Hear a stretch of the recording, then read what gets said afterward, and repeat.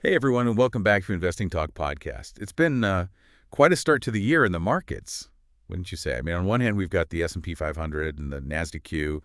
They're still kind of riding that wave of gains from last year, and a lot of analysts are predicting a solid growth for the S&P this year, something like what, 10 to 14%? Yeah, 10 to 14% for the S&P 500 in 2025, which is at the same time, yeah, feels like things are pretty jumpy out there. you're right on the money there. Yeah, those predictions for growth are based on a couple of things that look pretty good right now, like strong corporate earnings and a relatively stable economy. But there's always a but isn't there? Inflation worries are kind of creeping back in, and everybody's waiting to see what the Fed is going to do next. And that uncertainty that's reflected in the VIX, the volatility index, which jumped over 11% yesterday. Yeah, well, speaking of volatile, have you been keeping an eye on Immuneering Corporation? I have, actually. The ticker symbol is IMRX, and they're trading on the Nasdaq Q. This company has seen some wild swings lately. It's almost like a roller coaster. A massive jump of almost 74% on January 7th, but that comes after a history of some pretty dramatic swings, both up and down. So what's the story there? What's driving those spikes and those dips? Well, there's a few things at play. You can't ignore those overall market trends we just talked about. They definitely have an impact, but there's also a lot happening within Immuneering itself that contributes to the volatility. It's a company that's very sensitive to news, especially any news about their clinical trials. Let's get this straight. Positive trial results equals stock surge, and disappointing data equals a drop. That sounds pretty high stakes for investors. You got it. That's pretty much the pattern. We saw it last September. Their stock dipped over 3% on some negative sentiment around their progress. And even more recently, their latest earnings for the quarter ending June 30th, 2024, they reported a net loss of $14.08 million. Right. Wait, hold on. So they're not profitable yet. Right. They're reporting a loss. They're not unusual, though. Not unusual. No, not for a biotech company, especially one that's still in those early stages of development. They're putting a lot of money into research and clinical trials, which tends to burn through cash. So they're not making money yet, but they're spending a lot on development. But what does that mean for their financial health overall? Can they keep this up? Well, their short-term financial health actually looks pretty good. They have a current ratio of 9.4, which basically means they have plenty of liquid assets compared to their short-term liabilities. So they're not in immediate danger of going bankrupt or anything. But there's another piece to this puzzle that's got people talking about. Jefferies, the investment bank, recently cut their price target for Immuneering from $3 to $1.50. Whoa, that's a big cut. Why would they do that? Are they seeing something that's making them nervous? Their reasoning was basically that Immuneering's latest quarterly report was unremarkable and that they need to see more convincing data from the ongoing clinical trials before they get more bullish. And this really gets back to that point about Immuneering being sensitive to news. Good news sends the stock soaring, less than stellar news sends it tumbling. So it sounds like those clinical trials are really make or break for this company. Positive results could be huge, but if those trials falter, things could go south pretty quickly. But here's what I'm not getting. If Immuneering is such a risky bet, why are we seeing all these hedge funds suddenly piling into the stock? It seems like they're betting big on this company. That's a great observation, and it really highlights the whole high-risk, high-reward dynamic of biotech investing. Hedge funds are in the business of taking on more risk than the average investor. They're looking at Immuneering's potential in the long term. They're betting on the possibility that this company could develop some truly breakthrough therapies and maybe even become a major player in the fight against cancer. And if that happens, the payoff could be enormous. Okay, so we've got a volatile stock, a company that's heavily reliant on their clinical trials, and a bunch of hedge funds placing some pretty big bets. I'm starting to understand why Immuneering is such a fascinating case study, but let's get a little bit more specific. What exactly happened on January 7th that caused that massive 73.78% jump? What triggered that kind of excitement? Well, there were a few key developments that day that got Wall Street buzzing. The biggest news was that Immuneering announced some impressive results from their Phase 2A trial of a drug called IMM-104. IMM-1104. Yeah. They're studying this drug for pancreatic cancer, and the numbers are pretty remarkable. They reported an 86% disease control rate and a 43% overall response rate. Okay, hold on. I think we need to break that down a bit for our listeners. Yeah. What do those terms disease control rate and overall response rate. What do they mean in plain English, and why are these numbers so significant? Sure. So disease control rate in simple terms means the percentage of patients whose cancer either shrunk or stopped growing after treatment, and the overall response rate is the percentage of patients whose tumors actually shrank significantly. Now, these numbers are especially impressive because pancreatic cancer is one of the deadliest and hardest to treat cancers out there.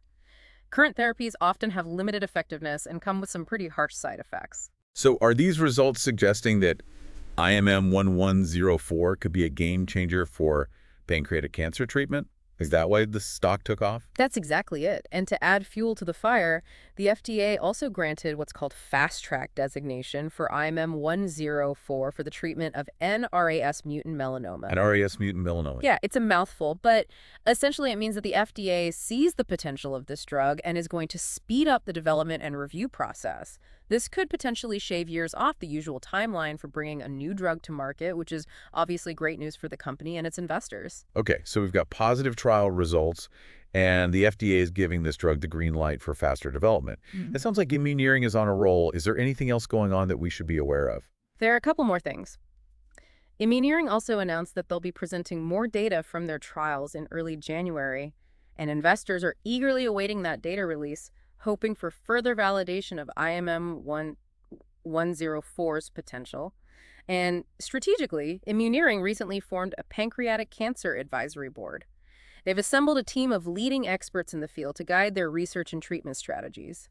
It's a clear signal that they're really serious about tackling this challenging disease. This is all very exciting, but I'm curious, are there any analysts out there who aren't completely convinced by all this good news? I mean, it's great that things seem to be moving in the right direction, but is there anyone raising a red flag? You're right, there are always different opinions, and not everyone is ready to jump on the Immuneering bandwagon just yet. Morgan Stanley, for example, recently downgraded Immuneering stock from equal weight to underweight. Really? Wow, that's interesting. Why would they downgrade the stock amidst all this positive momentum? Their main concern, as they stated it, is Immuneering's history of volatility.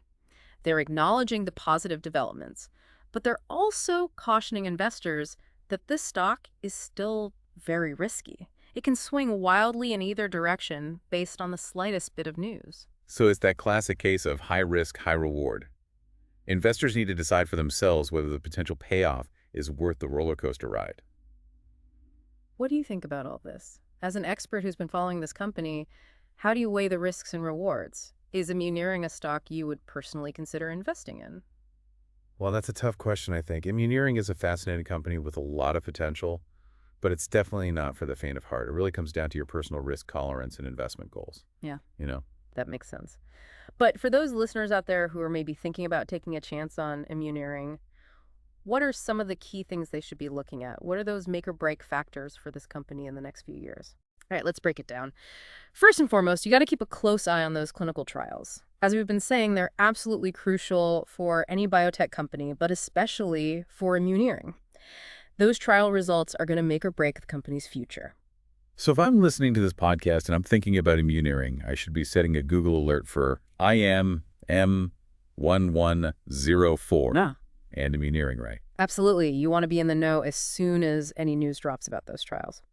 But beyond the trials themselves, there are other financial considerations to keep in mind. They reported a net loss of $14.08 million last quarter, which, as we said, is pretty normal for a company in their stage. But they're going to need more cash to keep the lights on and keep those trials running.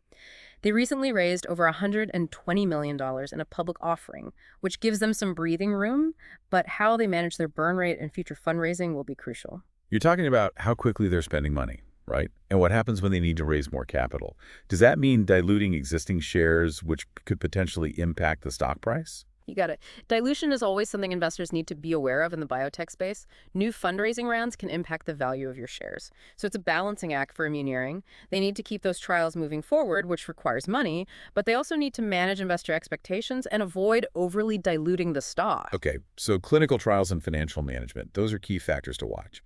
But let's zoom in on those trials for a minute. They're testing IMM104 for both pancreatic cancer and NRAS mutant melanoma, right? What can you tell us about these two areas and why Immuneering is focusing on them? Pancreatic cancer is a really tough disease to treat. It has a very low survival rate, and current therapies are often limited in their effectiveness, and they come with some pretty harsh side effects, so there's a huge unmet need for new treatment options. And if Immuneering's drug proves to be safe and effective, it could be a major breakthrough. So a potential game changer for pancreatic cancer. Mm. And what about NRAS mutant melanoma? NRAS mutations are found in a subset of melanoma patients, and these patients tend to have a more aggressive form of the disease. So again, there's a real need for better treatment options. And the FDA's decision to grant fast-track designation to Immuneering's drug for this indication suggests that they see its potential. That fast-track designation sounds like a big deal. Does it actually translate into a faster timeline for getting the drug to market? I mean, how much faster are we talking about here? It can definitely shave years off the process. Instead of the typical 10 to 12 years it often takes to bring a new drug from the lab to patients, Fast Track designation can potentially cut that down to 6 to 8 years. This is because the FDA provides more frequent guidance and communication with the company, and they can even expedite the review process. So that could be a huge advantage for Immuneering, not just in terms of getting their drug to patients sooner, but also in terms of getting a return on their investment faster. Absolutely. It's a win-win for both patients and investors. But here's the thing to keep in mind. Immuneering isn't operating in a vacuum. They're not the only company out there trying to develop breakthrough cancer treatments.